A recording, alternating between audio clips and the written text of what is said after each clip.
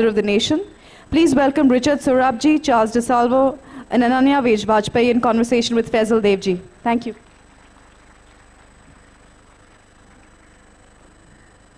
Well, thank you all for attending in such large numbers. Can you hear me? Can people hear me at the back? No, not now? Okay, excellent. It's my great pleasure to introduce our speakers who will be narrowly questioned by me shortly. Professor Richard Sorabji, the eminent philosopher, formerly of King's College London, whose latest book is called Gandhi and the Stoics.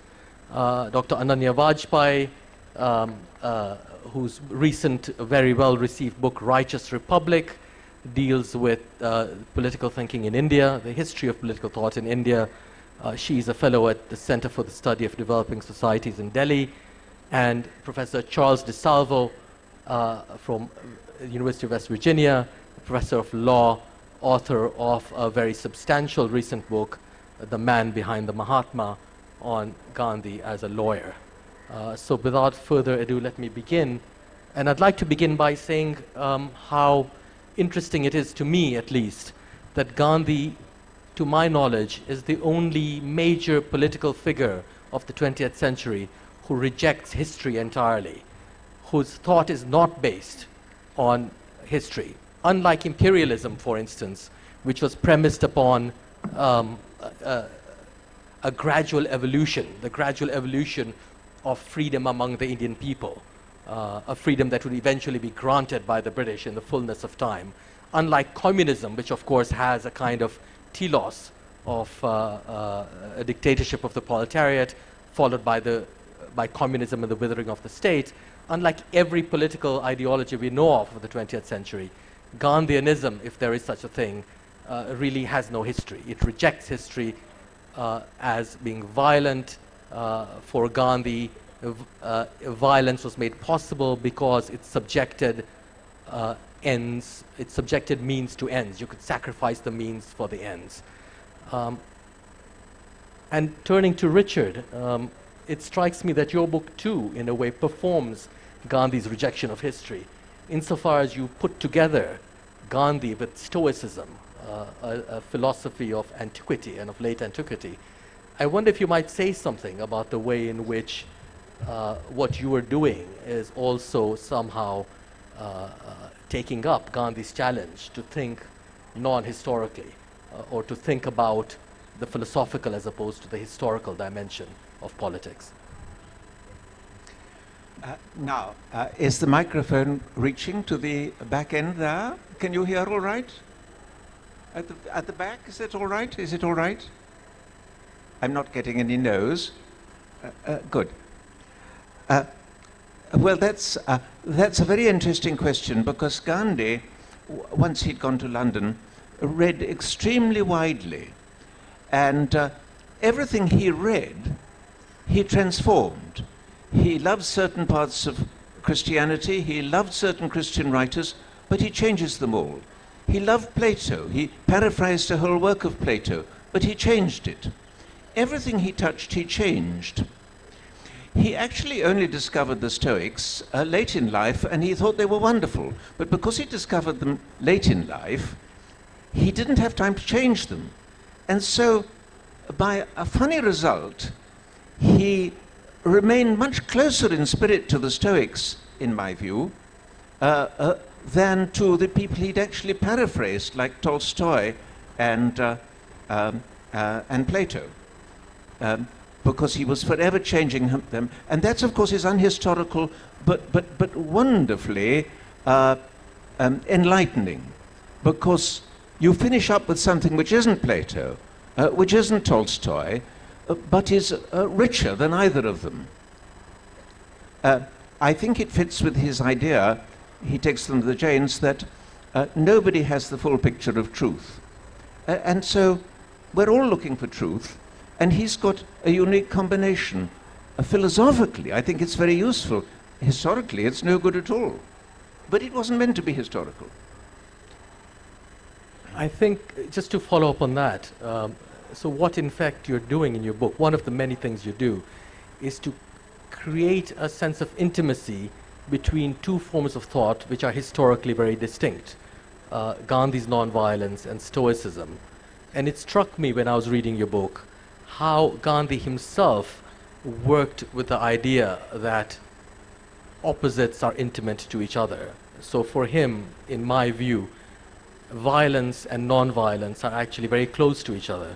It's only because they are intimate with each other that one can become the other. In other words, a violent person can become non-violent precisely because he or she knows the other. The two are intimate. I'll give you a little example and then ask you what you think of this intimacy. So, for instance, in Gandhi's famous commentary on the Bhagavad Gita, he notes that otherwise virtuous and noble figures like Karna, like Bhishma, like Drona, fought for the wrong side, all right, fought for the Kauravas. And one reason why they did that, he says, is because they were actuated by goodness, not by evil. So they fought out of promises rendered, out of friendship, out of loyalty. All of these, Gandhi says, are virtues, indubitable virtues. And it allows him to then say that even evil is based upon goodness, because the evil prince Duryodhana cannot himself control his own men. He can only rely upon their goodness. Right? He's unable to fully control them. They are not fighting for him because they are evil. They are fighting for him out of their own goodness. The question that arises here is, if the intimacy between violence and non-violence is what allows one to convert into the other, and Gandhi focuses on violence converting into non-violence, is not the opposite also possible? Is it not possible for non-violence to become violence? And how do you think Gandhi might, if he does indeed, deal with this reverse possibility? And do the Stoics have anything to tell us about it? Well, I think I take a different view on the reverse movement. It's familiar to me, the idea that evil depends on goodness. It occurs in the ancient Greek Neo-Platonists, but Gandhi didn't know those. I think it's much more difficult to argue the other way around, that goodness depends on evil. And I don't actually take that view about Gandhi on non-violence. We probably take slightly different views. I expect all of us take slightly different views on this, but I'll tell you what my view was.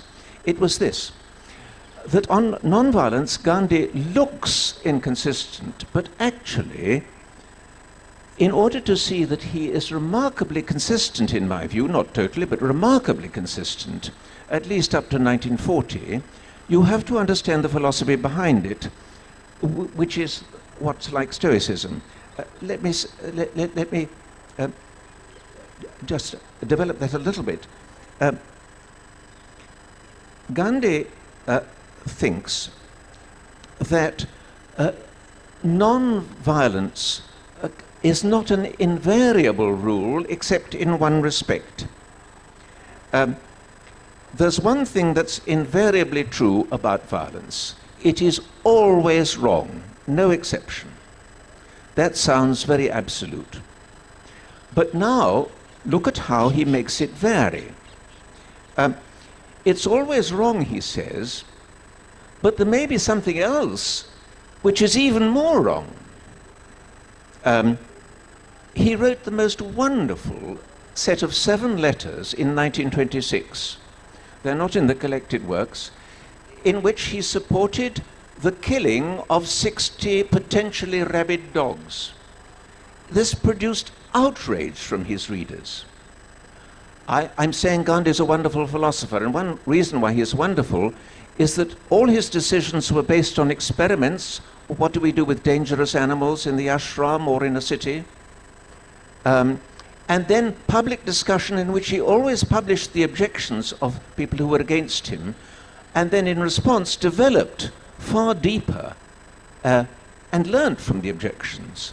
This is already one ideal that philosophers should follow. I think he's a model in that respect. But he's a model because the resulting view was very, very subtle and seldom understood by philosophers. After he had said that violence is always wrong, he said that non-violence may be even more wrong. So you may be in a double bind, a moral double bind. Whichever way you go is wrong, and so you've got to decide which is worse. Now, I think Greek tragedy understood that. He didn't know Greek tragedy.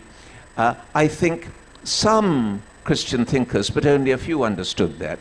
Gandhi understood it. Sometimes, whether you do it or whether you don't do it, violence, you're wrong either way.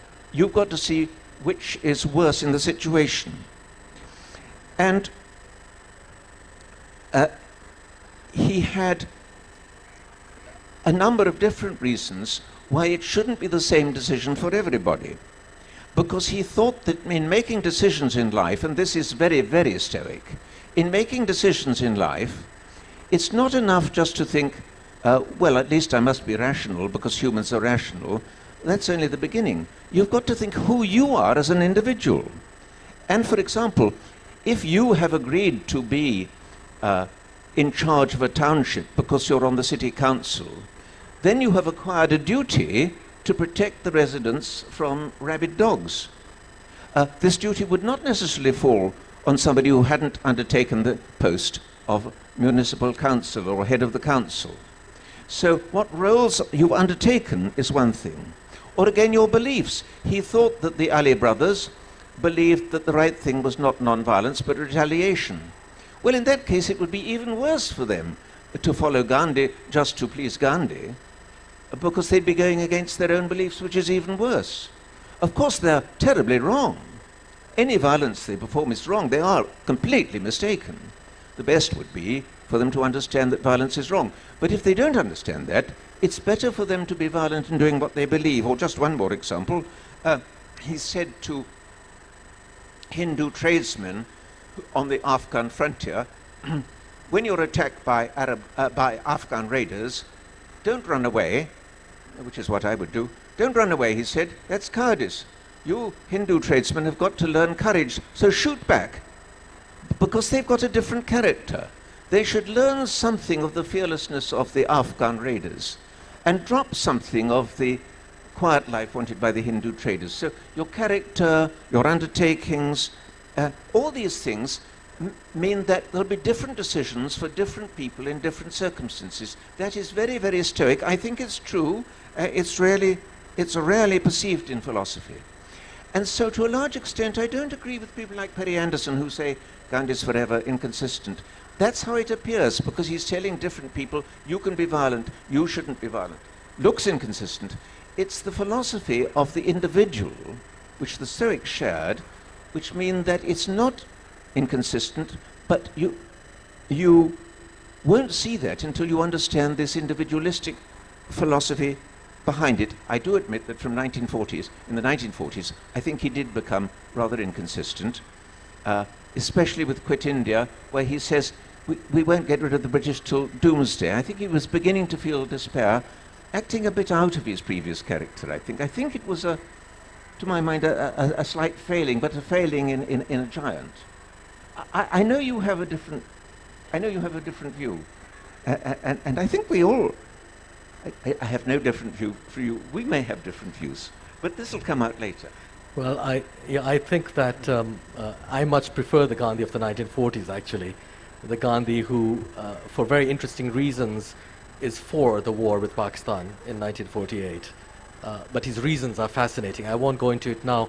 But turning to Ananya, I think, Ananya, the two of us as historians, returning to this theme of history, here we're writing about a man who rejected explicitly history, who recommended forgetting rather than remembering, for whom the traditional, if you will, conception of exiting the chain of birth and rebirth seems to serve as a metaphor for rejecting the historical causality itself. Do you think we are betraying him in some sense? Is it possible to write history, to view Gandhi as a historical figure without betraying his thought in some sense? Well, I mean, honestly, I don't think that as historians we are betraying him to the degree to which he is betrayed by the entire project of state building and nation building. So, I mean, you and I are hardly the worst offenders in this regard. I think, I mean, all of us here take him very seriously as a thinker, and we try to look at his political thought in the context of his political practice and his historical adventures. That's not the same as, assigning to him some kind of historicism or a desire to make history, to be a historical actor in the way that he certainly never sought. I think it's ironic that, we, and by we I mean, Indians, we call him the father of our nation, and that we think of it as a form of honor to him, that we would want to speak about him on our Republic Day. This is ironic, this is tragic to my mind, because he had a very different vision in mind for the kind of values he wanted to see realized in our collective life as a society. He had very different things in mind in terms of the goals of social transformation and social uplift. And in as much as we proceed as a certain kind of nation state and a certain kind of society, we are almost always going against the Gandhian vision. I wouldn't feel any particular guilt for putting Gandhi back in history. I mean, he is part of our history, but his perspective on history is a different issue. I'm really pleased you bring up this issue of the father, because I want to ask you more particularly about your book, but just to say first how Gandhi himself is so ambiguous about fatherhood. And, we've made him into the father of the nation, but here is a man, well, his name, Mohandas, he's the devotee of the child god. His ideals of fatherhood are pretty scary. A Rama who is willing to sacrifice his children and wife, Harishchandra to do the same, Prahlad, who actually ends up approving of the killing of his own father. Whereas when Gandhi thinks about models, he thinks about children often, right? I mean, the child for him is the model, and in a way so is the slave, and he completely reverses the usual project. But to return to your book, Righteous Republic, it's a fascinating exercise in thinking about Indian republicanism with a history that is not the standard issue history of political thought in the West. But I wonder if you might say something about how certain Indian categories, and perhaps the Republic might be one of them, actually seem to exit history. Again, this is my own particular obsession, because it's difficult to see republicanism with a kind of genealogy in India, apart from the kind that you want to point out in your book. Is it possible, do you think, to suggest that certain things happen in Indian history that actually are so strikingly new, that were not unthought of, but that have no prehistory in India? I mean, if you think of if the Indian government state even today, yes, of course, India is a republic, but its system of government, others who are more qualified will correct me if I'm wrong, its system of government still remains one of a constitutional monarchy, right? This is not an American or French style presidential system. The president plays the role of a governor general, or of, dare I say it, a viceroy, not the vice-regal viceroys of the past. So can you tell us something about how the idea of the republic actually fits in or does not does it have an Indian prehistory, and what might someone like Gandhi have thought about it? Well, I mean, I think India's political uniqueness lies in the fact that India is the product of a conversation between certain strains of Western political thought and a certain history of politics and of political power, which is indigenous to this part of the world. So there is a long pre-colonial history of how politics is done on the subcontinent. And that then comes into conversation with and into conflict with a lot of what Indians in the late 19th and the early 20th century are learning from, absorbing from, and resisting, in as much as it's coming from England and from Europe and from the Anglo-American world. So some of those elements of Western modernity are definitely absorbed into the Indian construction of its own modernity, of India's own modernity, and that includes the idea of a constitutional republic, the idea of a democracy, values like liberty and equality, the vote, fraternity, a certain state structure and its architecture. But that does not mean that people involved in this project of nationalism, of anti-colonial movements, of nation building, decolonization, are completely and suddenly divorced from or forgetful of real experiences of a historical kind that have affected all of their lives in living here in this part of the world. So there are memories of the Mughal Empire. There are memories which are older than that. There's a variety of different political traditions coming out of different regions in India. And there are different contestations for power which are actually unfolding even as the British Raj is ruling India. So all of those elements actually go into cobbling together something that is fairly new. And it's new in a good way, I think, because while you do have constitutional and republican models available from France or England or America or other parts of the world, they have never necessarily been made functional for such a large population or such a diverse population or for a set of cultures which have great antiquity and a great history of their own and a self-awareness about their own age and about their own sense of civilization with its own repertoire of values and norms.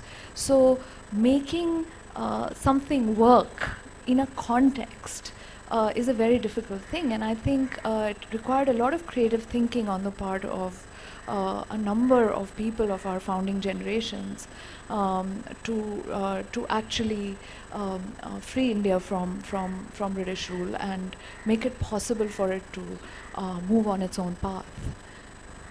And I try to explore, all of the ideas that go into that project, some of which are unsuccessful and not realized, practically speaking, but which are nevertheless there churning in the pot, for all of the time that is leading up to independence. No, I think that one of the interesting things about your book is that you show how Indian democracy pushes the categories, the inherited categories of things like universal suffrage, democracy itself, rule of law, all the things we associate with a modern liberal state, to their limits and even beyond their limits, because none of these categories were ever conceived in the West of dealing with as vast, as complex a society as India. It would have been inconceivable to any of the founding figures of these, in my opinion. Richard will correct me if I'm wrong. But Charles, the Gandhi's famous or infamous criticism of lawyers and the law. Often scholars deal with it as a kind of critique of competitiveness, all right, and of the different interests that are created because of that. So, for instance, if Gandhi is seen as having said something of the following kind, that lawyers are there because they, make money off other people's troubles, and lawyers are interested, therefore, in getting people to disagree rather than to agree. And in doing this, what they do is to reinforce the position of the arbiter, who could be a lawyer, but which could also be the state itself. All right. So caste and communal differences, he argued, were intensified because of the claim of the British state to be the neutral arbiter between them. right? It didn't allow people to directly address each other, which they might do violently or non-violently. But in either case, they would be engaging each other directly. But this brings in, I think, the more important issue, which is that more than competitiveness and the commercial nature of law, Gandhi really disliked the mediating aspect of it. You know, he doesn't like mediation. He would rather that people confront each other by fighting than to, you know, have mediation imposed upon them. I wonder if you might say something about this what in conventional terms appears to be a really peculiar criticism of mediation. Let me put up a framework before I directly respond to your question, if I might. If Gandhi had become the physician that he wanted to become when he was a teenager, instead of the lawyer that his family insisted that he become, we might not be sitting here today having this conversation. Gandhi spent 23 years in the study and practice of law. And my question was, when I began this project, what was the relationship between all of those years in the law and his turn to civil disobedience? I found 3 answers to that question. The first, it was his experiences as a practicing lawyer that turned Gandhi to civil disobedience. He's in South Africa. There's a large Indian community there. They are discriminated against by the British government, the colonial governments. And Gandhi insists on going to court to redress these grievances. And almost every time is turned away. His pleas for justice go unanswered. The answer from the courts in the legal system is no. That pushed him towards civil disobedience. The second thing that I found was that Gandhi used his practice of law as a stage for, we've already mentioned this, experimentation with regard to civil disobedience. He mentions it first in 1904 in the context of the locations question in the Transvaal. And he first experiments with it in a rather unorthodox way in 1906 in Johannesburg in a series of cases that are known as the tram car test cases. And he learns from these experiences. He learns about what makes civil disobedience effective and what makes it ineffective. And the third thing that I learned was that his experiences in the law provided him with an opportunity to integrate himself. And this is going to come now toward your question. When he arrives in South Africa, there's a very rigid division between his professional life on the one hand and his morality, his politics, his spirituality on the other. By the time he finishes his practice in South Africa, his experiences in the law have provided him with an opportunity to become integrated, such that his professional life and his politics and morality and spirituality are now all one. He's one person.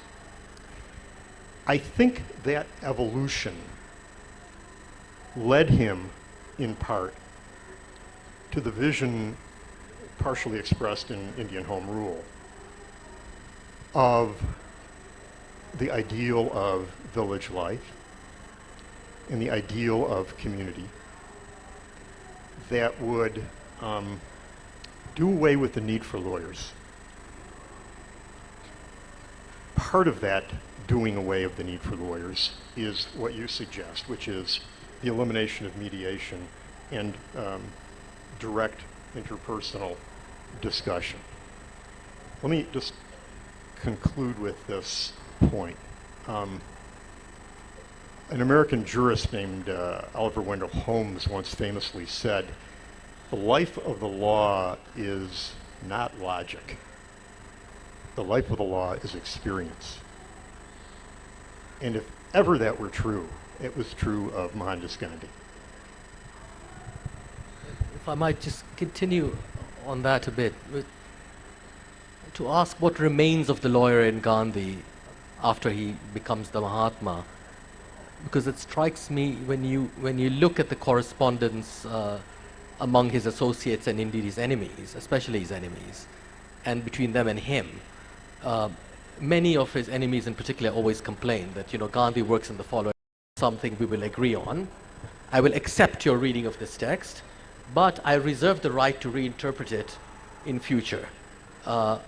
Of course, the reinterpretation cannot be outrageous. It cannot be unfaithful to the text. It has to somehow cohere, but he's willing to actually set up the text, whether it's an agreement or a religious text like the Bhagavad Gita, or a constitutional text, and say, fine, we'll agree, but I reserve the right, without doing violence to the text, to get another kind of meaning out of it. And his enemies always see this as, this is Gandhi the lawyer, right? Here he is, you have a legal text and you niggle with it, and but it strikes me that this is in a way also the example of individual Swarajya, right? That you accept an authority, but you're unwilling to abdicate all responsibility to the authority. You must have something to do with it. I wonder, so it seems ambiguous to me. Is this Gandhi the niggling lawyer? Is this Gandhi the advocate of Swaraj? What's happening here? Is this Gandhi the lawyer? Guilty as charged. There's no question that his training in the law and his practicing the law influenced the way he thought afterwards. Lawyers are trained to think in a certain way. They're trained to think in a very organized way, and they're also trained to think in ways that are fluid. And so I think that the fluidity that we see in his approach toward the question you raise is of one piece with something that Richard has been saying, which is that he is working out his philosophy, his truth on the public stage. And that means that there's give and take. That means there's pushing and shoving, and there are elbows being tossed around. It doesn't mean that he has a lack of fidelity to the original document. It means that he is open. If I could just add one other thing. In the last couple of years of his life as a lawyer, you see this played out vividly. He comes back from England, having written Indian Home Rule, and he's thinking about quitting law. But he can't make up his mind. And so he uses the public stage as a forum for ventilating his arguments, both in terms of his speeches about the law and about his casework. And so, again, I think that is of one piece with what Richard is saying with regard to how Gandhi works out his truth. Richard, since you've been invoked twice now, I wonder if you might care to comment on whether Gandhi, can you think of Gandhi productively as a legal thinker or as a thinker within or of the law, or is there a kind of anarchist Gandhi who militates against this form of thinking? Well, can you hear? Is it all right? My aunt Cornelia Sorabji had an interview with Gandhi, whose views she very much disliked. My book is trying to make amends to Gandhi to some little extent. And she started this interview by saying, now look, you and I are both lawyers, so we don't take offense and we'll speak frankly. And Gandhi's first reply was, no, no, no, I've been disbarred from being a lawyer. I can't do the law anymore. And my aunt completely ignored this. So it was a contrast between the sort of legal intellect of Cornelia and the assault of charm of Mahatma Gandhi. And it's hard to say who won because legally, my aunt won. There's no doubt about it. She won. But in terms of charm, she was absolutely defeated and nonplussed. She hadn't expected this charming treatment. She was used to extremely hostile males in the courtroom, and this man was charming to her. That was his weapon, and very, very powerful was the weapon of Gandhian love, as he said it was. So, not a lawyer in that case, anyhow. I'm reminded, Richard, by the story of your aunt defending an elephant when she first comes back from India, from England rather, to India. Someone who's had that level of experience, I suppose, is capable of dealing with Gandhi. But Ananya, I wonder if you can say something about, because you know your work is on Gandhi, the thinker whose world of references goes back much further. You know, he's able to grapple with what a great chunk of Indian history has given him. Could you say something about that Gandhi?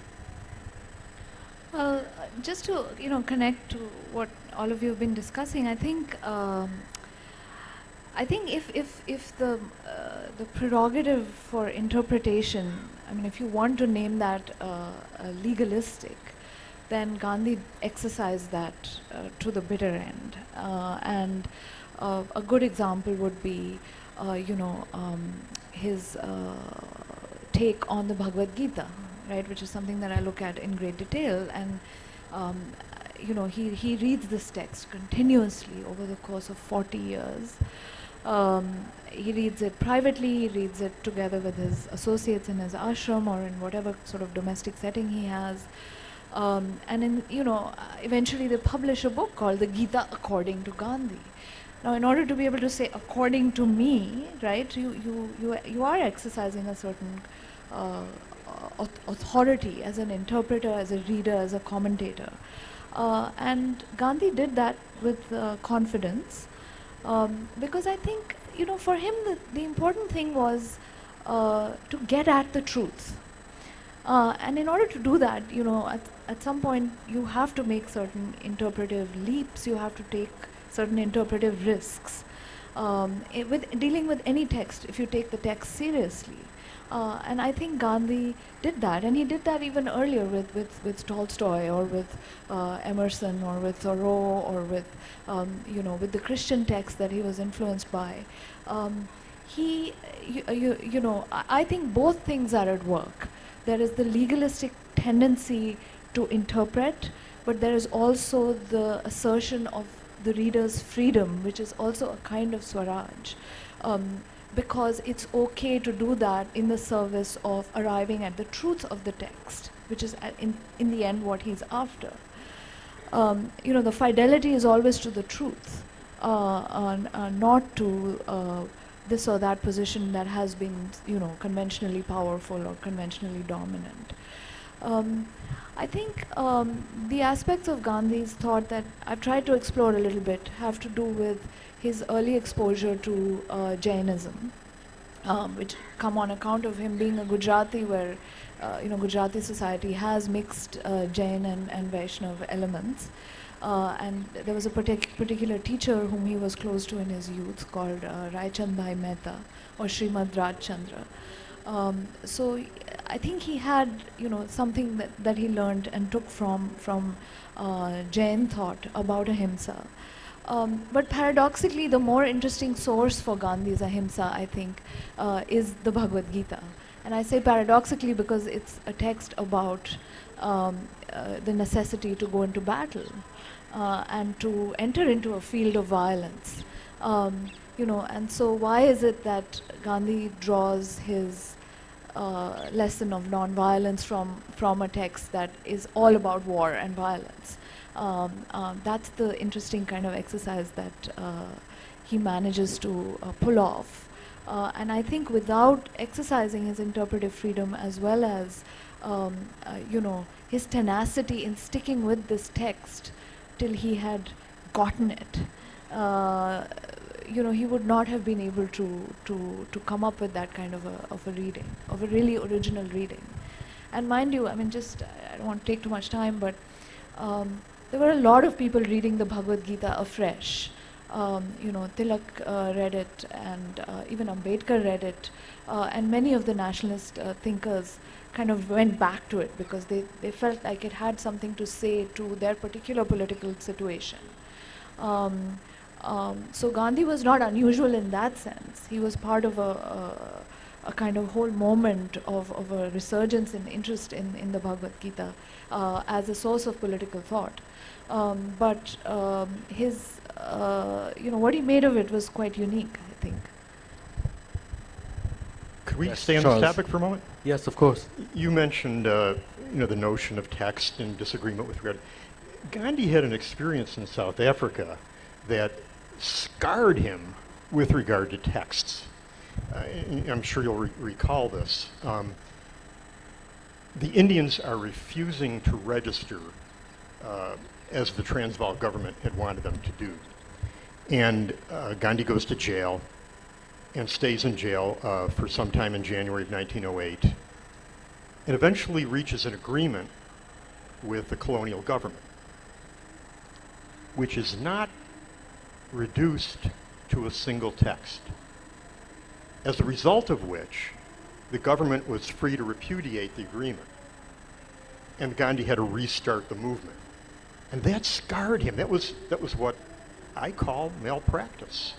I mean, it's what a first-year law student should know to do, reduce the agreement to a single text. And so I think his having been hurt by that failure influenced the way he looked at texts from then on. It certainly played a role in the Gandhi-Irwin conversations, but the larger point, I think, is that afterwards he wanted a text, and he wanted to own the text. He wanted to be his text. My Cambridge colleague, Shruti Kapila, has written actually very finely about this and about the, Gandhi's idea of voluntary obedience, of refusing to do something, but agreeing to do it by a kind of an understanding with the colonial government in this sense, and a voluntary subordination of oneself in a sacrificial way, which therefore takes back the agency, and completely confuses the line between disobedience and obedience. I mean, he's so interesting that way. But in the little time we... Should I Actually, ask yeah, a question to Ananya? I do, or but I not? also would like you to say something to Ananya about, the point she made about the Jains, because in your book, of course, you talk about how Gandhi explicitly rejects a certain kind of inheritance. I'd be interested to know what you think, if you don't mind my asking you, Ananya. I very much agreed with what you said about the importance of the phrase, the Gita according to Gandhi. I think Perry Anderson misunderstood that. He quoted a similar phrase. Gandhi said, I believe I always speak the truth according to me. Perry Anderson thinks this is another example of the shifty fellow. No, but it's not. He's just explaining the very point you made, that Gandhi's always interpreting a text. But there is one thing on which I took a different view from you, so I'd like to know what you'd say. On my view, Gandhi said something very surprising. He said he hated the Indian view of nonviolence, that he started off as a devotee of violence because he thought the Indian view was that it's perfectly all right if you tread on a beetle. The only bad thing is if I tread on a beetle, because then I'll have done the wrong thing. If you do the thing, that's fine. We don't care about the beetle. There's no compassion at all. And he said it was only when he read Tolstoy that non-violence is an ocean of compassion that he became a devotee of non-violence. And just going along with that, about the Bhagavad Gita in particular, he said that he could take the story of a very violent battle, as a central spiritual text, because that text does not even discuss non-violence. It's never occurred to the warrior Arjuna that anybody might be non-violent. It's his dharma to be violent. The only question discussed, says Gandhi, is whether one should make an exception for one's relatives. That's the only issue, to which the answer is certainly not. Now, I know Gandhi said many things, and I may just have noticed two things he said, but obviously there's two different interpretations of Gandhi here. One saying he's not drawing on the Bhagavad Gita, he's not drawing on Indians at all, he's drawing on a Christian, Tolstoy, and then there's yours, which I was very grateful for your knowledge of Indian background thought, and on Ambedkar I simply gratefully learnt from you, but I realized on Gandhi our interpretations were different. I took him not to be drawing on Indian thought. But now, do you think I've got that wrong?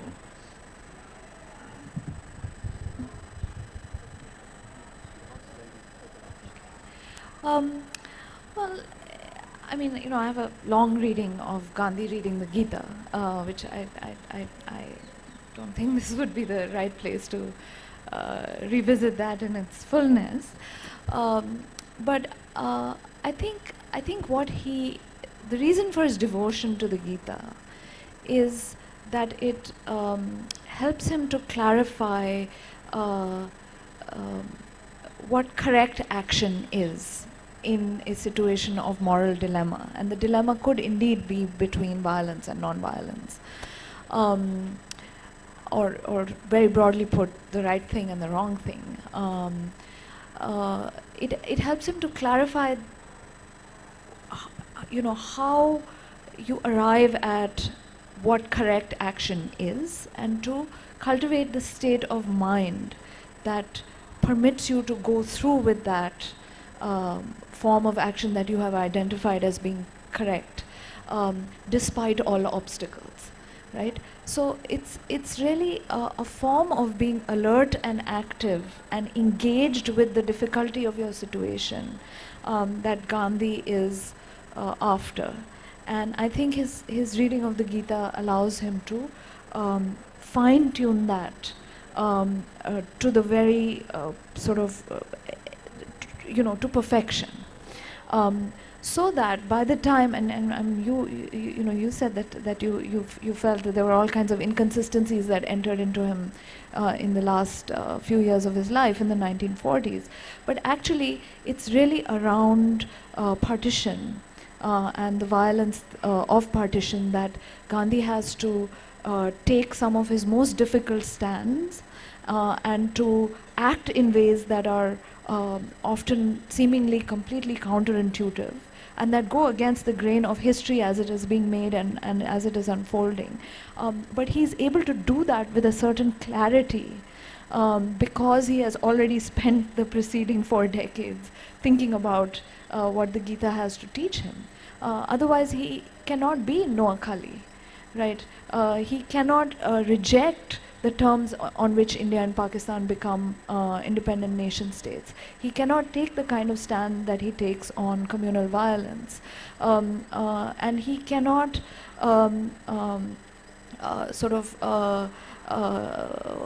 distance himself from the Congress and everything that the freedom movement has fought for at the very moment of its achievement.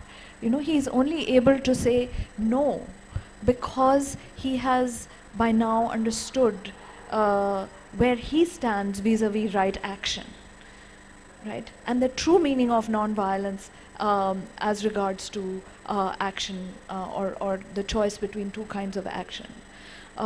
So I think that that very finessing of his morality is something that he achieves through this continuous engagement with a text like the Gita. Richard, sorry to interrupt, but we must open up for questions. Yes, gentleman at the back in the blue check shirt.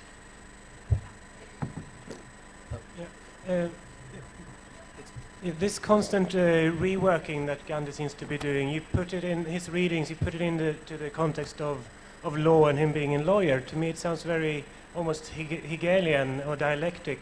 Did he have any contact with working out things in a dialectical way? Because it sounds like he's doing that. He's taking two opposites, making something new that is not quite related to them. It sounds very much like Hegel to me, but... Richard, perhaps you should. I am not aware, but somebody else may inform me of his... oh, sorry. I'm not aware, but somebody else may be able to inform me of his following Hegel's dialectic. Of course, Socrates was dialectical, but less dialectical in the Apology, which is what Gandhi paraphrased, because that's one work in which he's trying to set out what he believes to the jury who will condemn him to death. So in the Apology, which Gandhi paraphrased, he's not being so dialectical and argumentative. He really is expressing the views he believes. So I'm not aware of Gandhi following dialectical philosophy. Somebody may correct me. Yes. My question is to Mr. Richard. You said that Gandhiji's philosophy of non-violence was not absolute, in the sense that he compared it with what is being let go of, like where violence is something which is of a better existence, like it will result in something better. Gandhiji supported it. Is that what you meant when you said that his thoughts on stray dogs, for example, the ones who were killed? So, like, are you trying to imply that his thought on non-violence was not absolute? It was like subjective to the fact that if it's better to be violent, then so be it. If that's the case, then why didn't he choose the violent way to get independence? Because I think that would have been a better option. Was that for Professor Sorabji? I think Gandhi thought non-violence was extremely active. It would require you to protect somebody from assault by interposing your own body. Non-violence takes far more courage.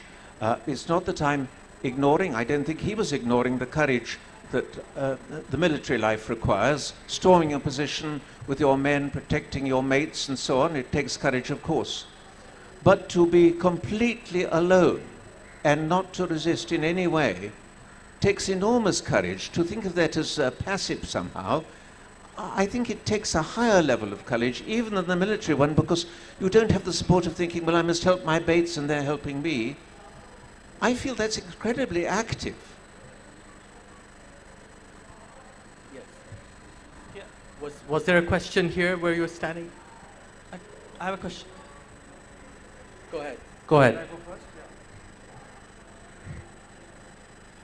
Yeah. Okay, for me, I was reading Swaraj, Swaraj, a few days ago, and it struck me that right in the beginning, when there's a publisher and editor so on having a dialogue,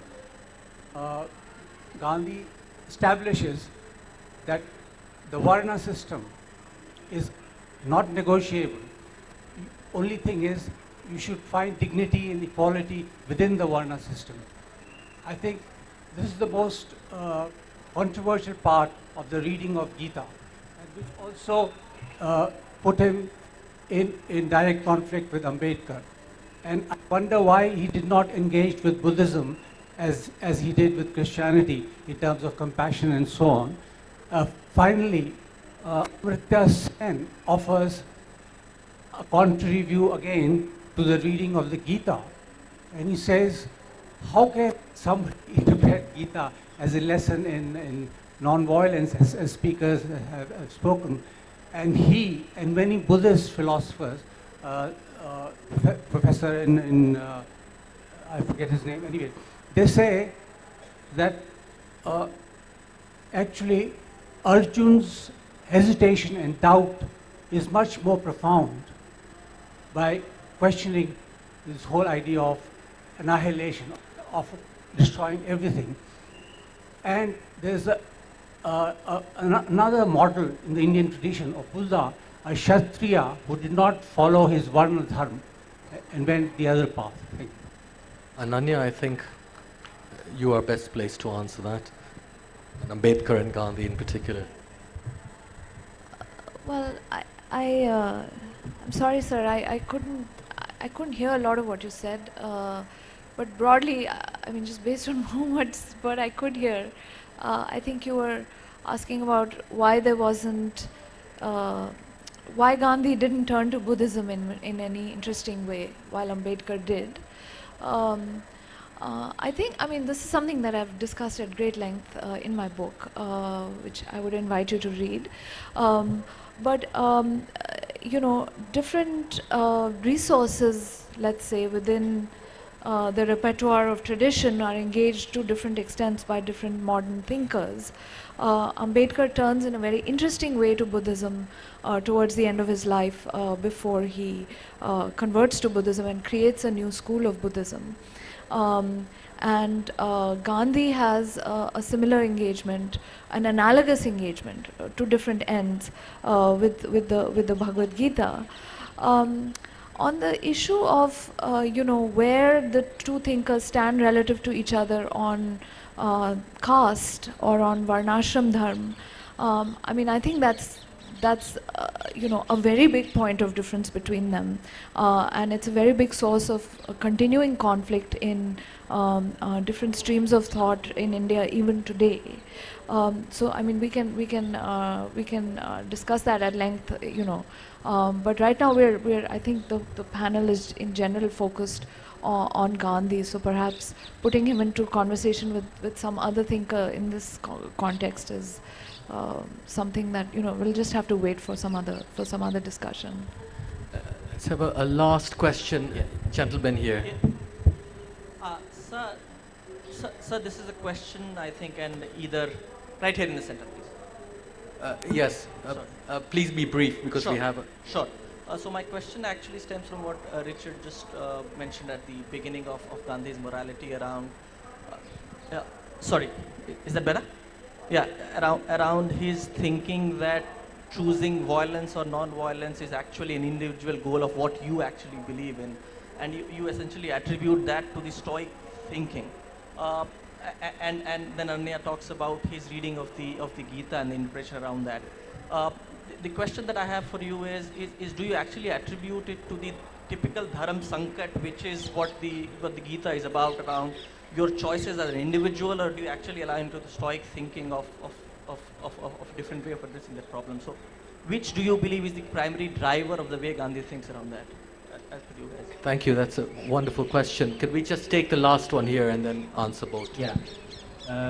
One string that actually connects all four of you and your thoughts, that string comes from your raising the debate in a philosophical sense about consistency and inconsistencies in Gandhi. And you, sir, you talked about Stoicism, which actually, if we talk about Raichand Bhai and his influences on Jainism and Vaishnavism, we see consistent Stoic approach of Gandhi's reading of Indian tradition, reinterpreting Indian tradition in Stoicism terms. Your context of placing Gandhi in a project where you actually are trying to show a consistency of his nation building project is actually, in fact, your book review I have read, I have not read your book, is actually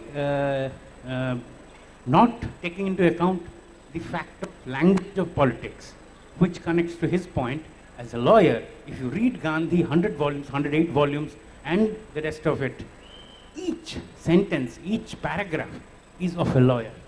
His engagement with Jinnah, his engagement with the Irwin Pact, his engagement with Ambedkar, each sentence, each word is of a lawyer.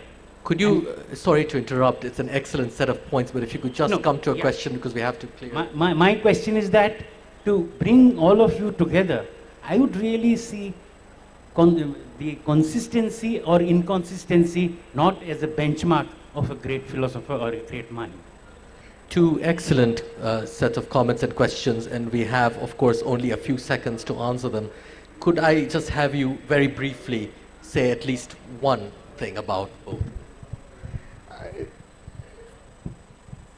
I will say this briefly, that Gandhi uses his legal practice to work out his philosophy and his practice of civil disobedience, which of course is a narrower category than nonviolence.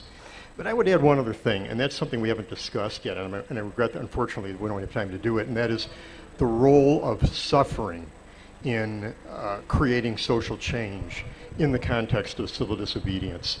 I think this is a major part of Gandhi's thinking about nonviolence that deserves a lot more attention, and unfortunately we've not been able to give it this afternoon. Ananya? I just wanted to actually go back to the question that was asked about the dialectical method. I don't see the gentleman who asked it, but I think if you read Hind Swaraj carefully, or even cursorily, you notice the structure of a dialogue that is set up in it between an imaginary reader and an imaginary editor. And Gandhi assumes these two voices, and the entire book is written as a set of questions and answers and debates between these two imaginary characters. So I think Gandhi liked the dialectical method. I'm not sure I would go so far as to call it Hegelian, but he took full advantage of the again, a legalistic setting of having a debate between 2 points of view, a point and a counterpoint, which helped him to push home his arguments, and that's really masterfully displayed in Hind Swaraj. Richard? Just on consistency, there's a passage where Gandhi says, consistency is the obsession of small minds. And then he goes on to say, and I jolly well was consistent. Well, with that... I didn't actually quite hear the question on it's worse to go against your beliefs. Will you repeat it to me, or perhaps we should, since I'm being warned, so perhaps we should end with that wonderfully pithy response, Richard. Thank you all for attending, and please thank our